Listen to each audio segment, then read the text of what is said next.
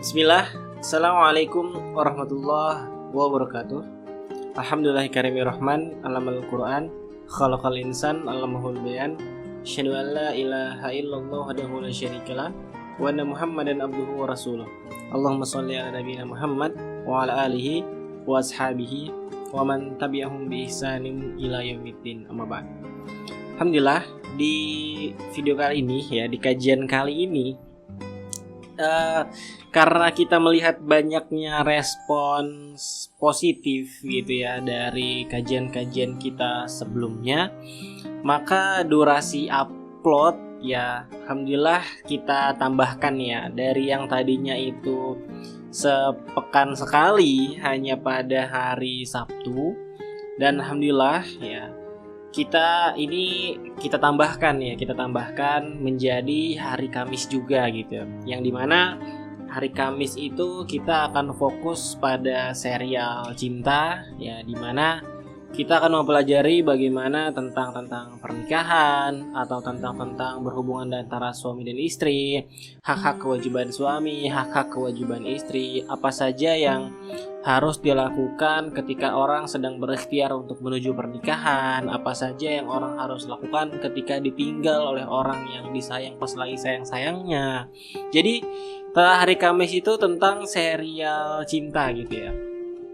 Lalu hari Sabtunya kita akan mempelajari tentang serial hijrah, yang dimana serial hijrah ini akan mempelajari bagaimana seorang hamba untuk menjadi maksimal menjadi seorang manusia itu adalah ketika seorang manusia itu menjadi titik kehambaan tertinggi gitu ya. Apa sih sebenarnya kenapa sebagai seorang hamba? Karena sejatinya kita itu semuanya adalah manusia, tapi nggak semua manusia itu bisa menjadi hamba.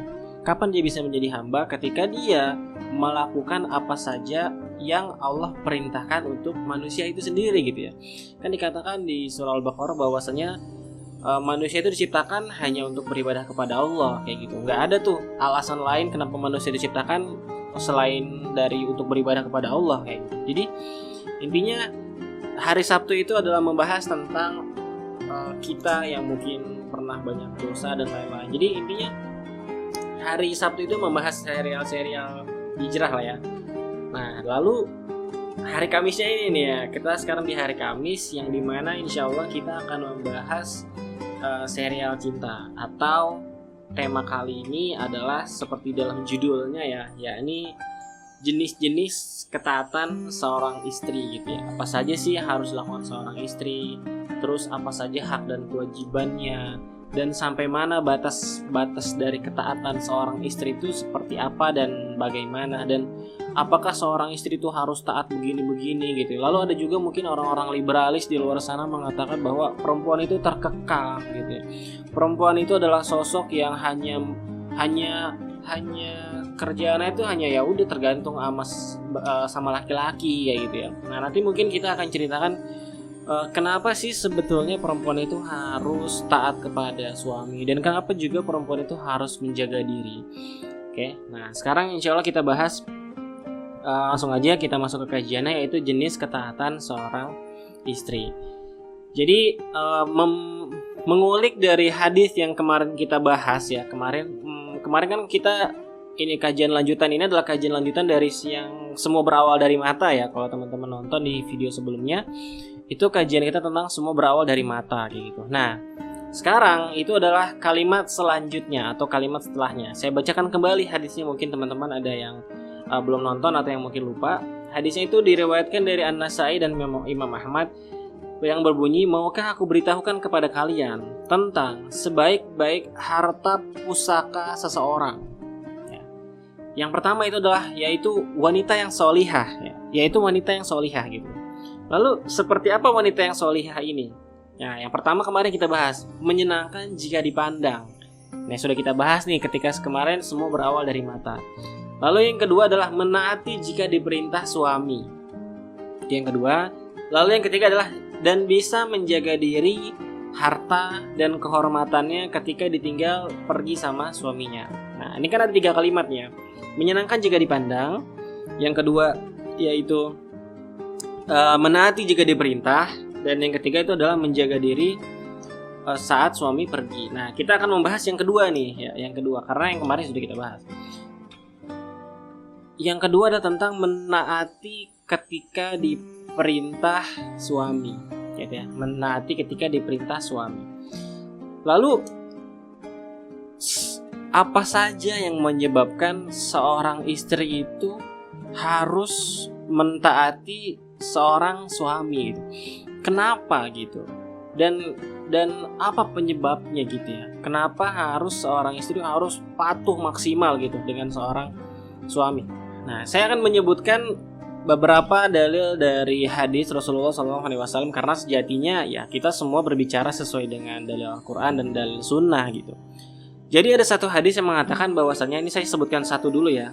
Jadi hadisnya ini mengatakan, diriwayatkan dari hadis At-Tirmizi, dikatakan bahwasanya seandainya aku gitu ya boleh menyuruh seseorang untuk sujud kepada seseorang, ini Rasulullah bersabda kayak gini nih, seandainya Rasulullah itu boleh menyuruh seorang manusia itu harus sujud kepada manusia lagi, maka akan aku perintahkan seorang wanita atau seorang istri dia sujud kepada suaminya. Lau kuntu amiran ahadan ya ayyasjuda li ahadin. Maka jadi kalau misalnya ada seorang, jika Rasulullah itu diperbolehkan untuk menyuruh manusia itu bersujud kepada manusia lagi, ya, li amaratul mar'ah, maka aku akan menyuruh seorang perempuan ya, antas juda li zawjiha, untuk bersujud kepada suaminya, untuk bersujud kepada pasangannya. Artinya apa? Dari hadis ini kita bisa melihat bahwa saking pentingnya nih, saking urgentnya atau segitu besarnya. Kita tahulah bahwa titik kehambaan tertinggi seorang hamba itu adalah ketika dia bersujud. Maka ketika kita bersujud dalam sholat, itu adalah titik terdekat kita kepada Allah Subhanahu wa Ta'ala. Kita tuh nggak boleh bersujud kepada siapapun kecuali kepada Allah Subhanahu wa Ta'ala. Tapi kenapa Rasulullah mengumpamakan jika saja seorang manusia itu diminta untuk bersujud kepada manusia, maka seorang istri wajiblah dia sujud kepada suaminya. Artinya gini, saking pentingnya seorang wanita itu untuk bersujud kepada suaminya, sampai-sampai Rasulullah itu menyematkan atau mengumpamakan yang dimana itu adalah kewajiban hanya untuk kepada Robnya, kepada yang menciptakannya, sampai-sampai Rasulullah mengumpamakan seorang istri untuk bersujud kepada suami. Sangat penting ini. Artinya segitu wajibnya seorang istri harus mentaati suaminya. Ya, kemudian kita masuk pada hadis yang kedua dari hadis riwayat At-Tabrani. Rasul juga bersabda bahwa salah tentang sifat-sifat penghuni surga, ya, itu adalah ketika wanita-wanita kalian yang menjadi penghuni surga adalah yang pertama, yang penuh kasih sayang, lalu banyak anak, dan setia kepada suaminya apabila suaminya marah, lalu ia mendatanginya dan meletakkan tangannya di tangan suaminya dan berkata, aku tidak dapat pernah tidur nyenyak hingga engkau ridho wahai suamiku. Ini salah satu wanita atau istri penghuni surga nih. Ketika suaminya marah, maka dia gak akan bisa tidur dengan nyenyak, dan dia akan menenangkan suaminya dengan meletakkan, ini perumpamaan aja, meletakkan tangan kanannya di atas tangan suaminya dan mengatakan dengan lembut, aku tidak akan pernah bisa tidur nyenyak sampai kau ridho dengan aku. Ini salah satu wanita penghuni surga. Lalu yang ketiga, saya mungkin akan sebutkan lagi hadisnya. Jadi banyak banget sebetulnya hadis-hadis tentang kewajiban seorang istri untuk mentaati kepada suaminya. Sekarang diriwayatkan dari Ibnu Majah, dikatakan, demi Allah yang jiwa Muhammad berada di atas tangannya, ya, demi Allah lagi yang jiwa Muhammad berada di tangannya, seorang wanita, seorang istri tidak akan pernah bisa menunaikan hak-haknya Allah, ya, sebelum ia menunaikan hak suaminya.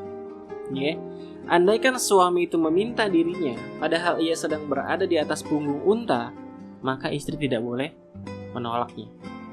Jadi Rasulullah juga mengumpamakan untuk menunaikan haknya Allah itu harus dulu menunaikan haknya suami. Makanya ada juga yang mengatakan Seorang wanita itu nggak boleh untuk puasa sunnah kecuali atas izin suaminya. Seorang wanita itu nggak boleh untuk pergi bersafar kecuali atas izin suaminya. Seorang wanita itu nggak boleh berdandan di luar rumah kecuali atas izin suaminya. Seorang wanita nggak boleh begini apa? Yang penting itu atas izin suaminya semuanya. Artinya, kenapa seperti itu? Artinya gini.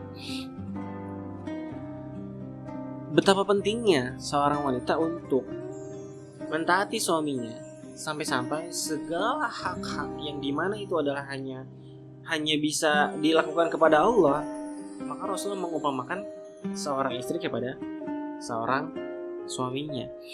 Kenapa bisa seperti itu kira-kira? Selain dari hadis-hadis yang tadi kita sudah sebutkan ya, ada 3 hadis yang sudah kita sebutkan. Menurut saya pribadi itu bahwa seorang suami dia akan menanggung semua dosa istrinya. Oke. Ketika istrinya ini tidak bisa melakukan atau tidak bisa melakukan hak kewajibannya kepada Allah. Jadi ketika seorang suami mendapati istrinya nggak sholat, ketika seorang suami mendapati istrinya sedang berbuat maksiat, seorang suami mendapati istrinya tidak beribadah kepada Allah, yang dosa adalah siapa? Suami. Ya, arjal qawamun 'ala nisa, bahwa perempuan laki-laki itu diberikan kelebihan lebih daripada perempuan. Untuk apa? Untuk mengayomi seorang wanita. Dulu kalau misalnya ada, tadi saya katakan kalau misalnya dulu ada yang, kalau sekarang misalnya ada yang mengatakan bahwa seorang istri itu kenapa harus terkekang dengan suaminya, kenapa harus ini, kenapa harus itu, kenapa. Dulu perempuan, asal antum tahu nih ya, kaum feminis ya, mungkin di luar sana ya, dulu itu sejarahnya perempuan itu adalah orang yang kaum yang tertindas. Kaum yang tertindas dalam hal apa? Menjadi orang yang menjadi korban perbudakan, menjadi korban perkosaan, menjadi korban dan lain-lain lah. Dulu tuh sebelum Islam datang seperti itu gitu ya. Lalu akhirnya Islam datang untuk memuliakan seorang perempuan gitu ya. Memuliakan dengan apa? Dengan menjaganya, dengan menjaga auratnya, dengan menjaga kehormatannya ya. Dengan menjaga, makanya ada larangan untuk memperkosa seorang perempuan. Islam datang dengan seperti itu gitu. Dilarang memperkosa seorang perempuan. Lalu maka sebaik-baik perempuan adalah perempuan yang di rumah saja. Walaupun boleh di luar rumah, tapi sebaik-baik perempuan adalah yang di rumah. Kenapa? Karena ketika karena di rumah dia akan menjadi lebih aman gitu ya. Lebih tenang gitu ya, dibanding keluar rumah dilihat mata lelaki di luar sana. Jadi kaum feminis ini senantiasa untuk menyalahkan hukum Islam, padahal sebetulnya Islam datang untuk menjaga kehormatan seorang perempuan, untuk menjaga hak-hak perempuan, kayak gitu. Jadi kalau misalnya ada yang mengatakan kenapa seorang wanita itu harus taat kepada suami, justru sebaliknya. Itu adalah sebab kenapa Islam datang untuk menjaga seorang perempuan. Makanya Rasulullah tuh nggak pernah mencontohkan laki-laki itu untuk kasar kepada istri-istrinya, enggak. Rasulullah tuh menyuruh kita untuk lembut kepada seorang wanita gitu ya. Bahkan dilarang untuk melihat matanya, untuk seorang wanita menundukkan pandangan kayak gitu. Itu Islam mengajarkan seperti itu gitu. Nah, jadi kalau misalnya tadi ada yang nanya kenapa seorang perempuan harus begini-begini, nah itulah jawabannya. Oke, sekarang kita balik lagi, jenis-jenis kewajiban istri. Tadi sudah kita sebutkan ya, ada 3 jenis-jenis kewajiban istri. Lalu dari jenis-jenis kewajiban istri itu, ya, saya langsung akan mengkategorikan setaat-taatnya seorang istri kepada suami, sewajib-wajibnya seorang istri untuk memenuhi kewajiban-kewajibannya sebagai seorang istri kepada suaminya. Saya akan membagikan jenis ketaatan istri menjadi 3 bagian. Yang pertama itu adalah terpaksa taat karena takut. Yang kedua, dia taat karena dia sadar bahwa seorang istri itu wajib hormat kepada suaminya. Yang kedua nih. Jadi sebagai dari keilmuannya dia mentaati suaminya. Lalu yang ketiga, dia taat karena dia hormat dan karena dia cinta. Oke, dari 3 poin ini kita mungkin teman-teman langsung bisa membahasakan. Ada 3 poin yang akan kita bahas, poin pentingnya nih ya. Ini adalah poin overview-nya yang ikhwas semua perlu sadarin ya. Pertama, kita akan membahas terpaksa karena taat. Ketika seorang suami dia memakai kepemimpinannya di dalam rumah tangganya itu sebagai leader atau sebagai pemimpin yang otoriter, pemimpin yang kerjanya marah-marah terus, pemimpin yang kerjanya memerintah, pemimpin yang kerjaannya maksa ini dan itu, istri akan taat kepada suami hanya karena takut. Ya, kerjanya dikerasin, dipukulin misalnya, istri akan taat hanya karena takut. Kayak gitu. Jadi ini yang menyebabkan nggak akan hadirnya di mana yang harus dihadirkan dalam rumah tangga itu adalah sakinah, mawaddah, warahmah, ketenangan, cinta, dan kasih sayang. Gitu. Jadi ketika seorang pemimpin ini buat suami nih ya di luar sana, saat antum ya memaksa istri atau misalnya melaknat istri, kamu ini nggak taat sama suami, gitu ya. Nanti kamu dilaknat sama Allah Subhanahu Wa Taala, begini dikasih hadisnya benar gitu. Tapi caranya salah. Gitu. Saat seorang suami mengajak seorang istri itu dengan menyuruh untuk taat, gitu. Maka istri akan hadir dalam kepalanya adalah saya taat karena saya takut. Maka ya udah, beda antara orang yang mentaati karena cinta ataupun yang karena takut. Jadi seorang suami jangan pernah menyuruh istri untuk taat, tapi ajak istri untuk taat. Oke, ajak istri untuk taat. Dan jangan takuti istri dengan segala otoriter kita, gitu. Jangan.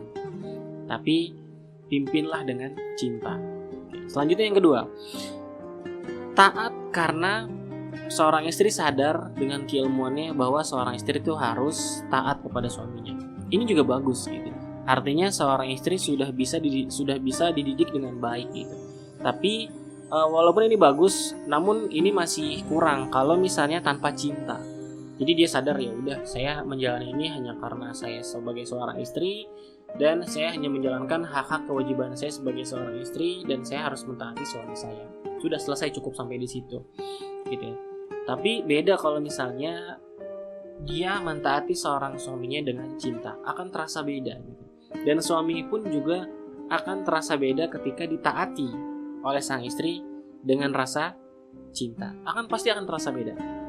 Yang ketiga, yaitu ditaati seorang istri dengan rasa cinta dan hormat. Ini adalah yang luar biasa nih yang perlu kita sadari.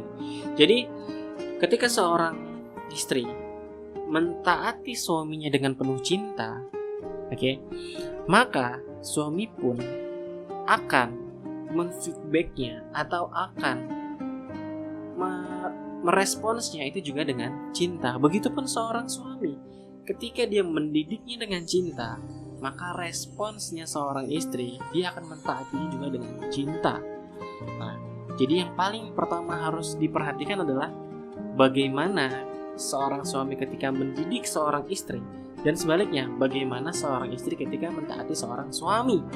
Kalau misalnya istri saya ini gak taat saya dengan cinta, ya kitanya duluan. Lalu sebaliknya seorang istri, suami saya ini kerjanya marah-marah terus gini-gini terus, taati dia dengan cinta dulu. Maka nanti insya Allah responsnya juga akan cinta. Ya.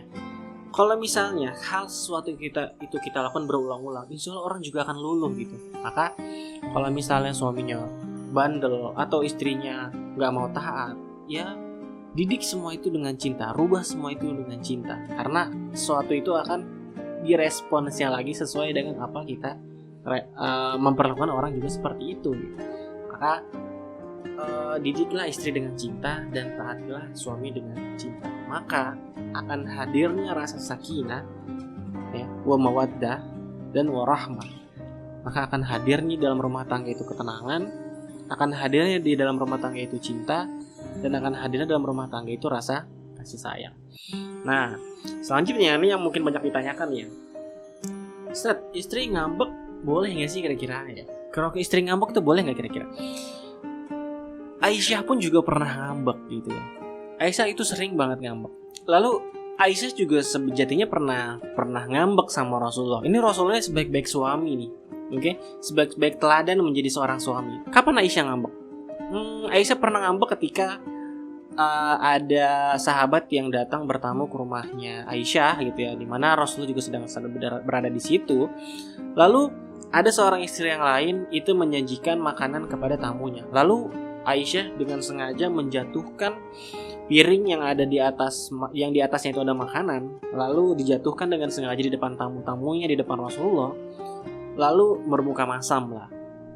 Akhirnya dengan lembut Rasulullah mengajarkan istrinya dengan cinta, diambil semuanya makanan-makanan itu lalu ditaruh di atas mejanya, dan dengan lembut Rasulullah mengatakan sejatinya ibu kalian sedang ngambek, ya kan? Ini bagaimana Rasulullah mendidik dengan cinta. Lalu yang kedua, kapan lagi ciri Aisyah tuh kalau lagi ngambek? Aisyah tuh kalau lagi ngambek dia memanggil Rasulullah itu dengan ya Tuhannya Ibrahim, ya. Ya, jadi kalau Aisyah itu lagi ngambek, maka dia akan mengatakan bahwa Tuhannya Ibrahim, bukan Tuhannya Muhammad. Ini salah satu kalau misalnya Aisyah juga lagi ngambek gitu. Jadi ngambek itu wajar gitu. Hanya saja banyak sekali respons di luar sana seorang suami gitu ya.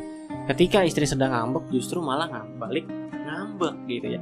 Biasanya kan kalau suami lagi penat, lagi ini akhir terpancing juga emosinya, udah lagi capek nih, istri pakai ngambek segala lagi nih.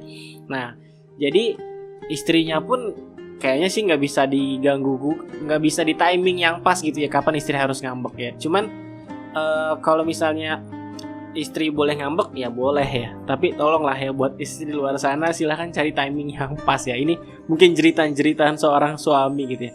Dan sebaliknya gitu ya, seorang suami ketika istri lagi ngambek, mungkin istri juga hanya butuh didengar, hanya butuh disayang, hanya butuh dilembutin, hanya butuh dipeluk, hanya butuh dibelai mungkin ya kan ya. Jadi ya didik semua itu dengan cinta, maka akan hadir rasa sakinah, mawaddah dan rahmah. Respon semua itu dengan cinta, maka semua itu akan hadir dengan rasa sakinah, mawaddah dan rahmah. Komunikasikan semua itu dengan cinta, maka akan hadir rasa sakinah, mawaddah dan rahmah. Intinya adalah saat berhubungan dengan suami, istri, bahasakan semua itu dengan bahasa cinta, maka akan hadir kecintaan yang akan menghadirkan rasa sakinah, mawaddah dan rahmah dalam hubungan rumah tangga. Dan semakin berkah rumah tangganya, maka sebaik-baik rumah tangga adalah rumah tangga yang bisa membawa semuanya, anak-anaknya, istrinya, suaminya untuk berkumpul lagi di surganya Allah Subhanahu wa taala. Kekal di dunia dan kekal di akhirat. Semoga bermanfaat untuk semuanya. Syukran. Assalamualaikum warahmatullahi wabarakatuh.